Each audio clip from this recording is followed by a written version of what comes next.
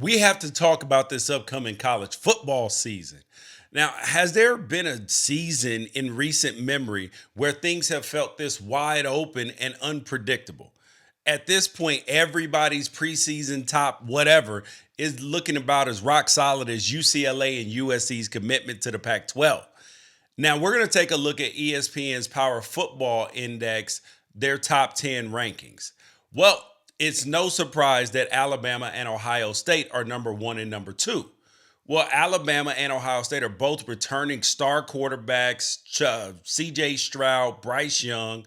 Ohio State's got questions on its defense, and Alabama was young last year, so they have to rebuild as well.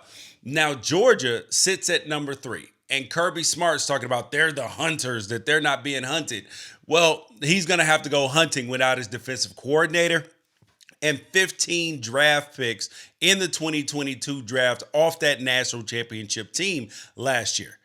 And then sitting at number four, you have Clemson, which isn't even 100% sure about their quarterback situation. And they lost their defensive coordinator, Brett Venables, to be the head coach at Oklahoma.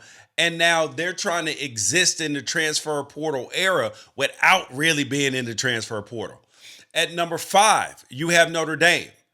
They have a first-time head coach in Marcus Freeman, nearly a new offensive staff, and their schedule includes Ohio State and USC on the road and an early game against Clemson. So that ain't going to be easy. And who's the quarterback? Number six, you have Michigan. They're coming off their best season under Jim Harbaugh, beat Ohio State, but filling two coordinator positions with four coaches. Listen, that's a lot of cooks in the kitchen, homie. I don't know about that. Number seven, you have a team that's finished a regular season 500 or lower 5 times in the last 9 years, including last season. That's right. Texas is in the top 7, believe it or not.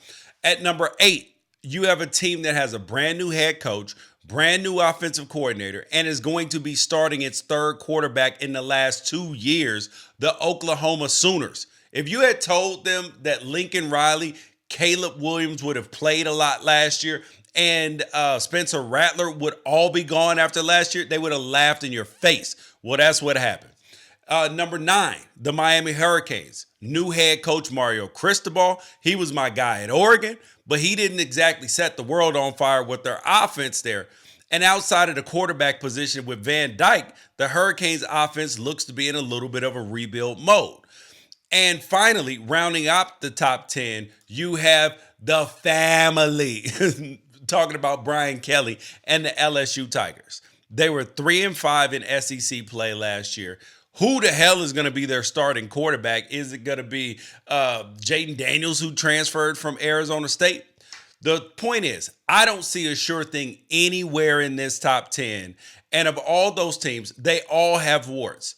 And if you're trying to convince yourself, oh, he's just an Oregon homer. No, man. I know that Oregon got Utah to deal with out west. USC's trying to come up. But the point is, if you're outside the top 10 looking in, coming into this season, this will not be like the other ones, buddy. You have an opportunity to get in, win a national championship, because college football is based upon hope. And everybody has more hope this year than they've had in a while. Let that sink in.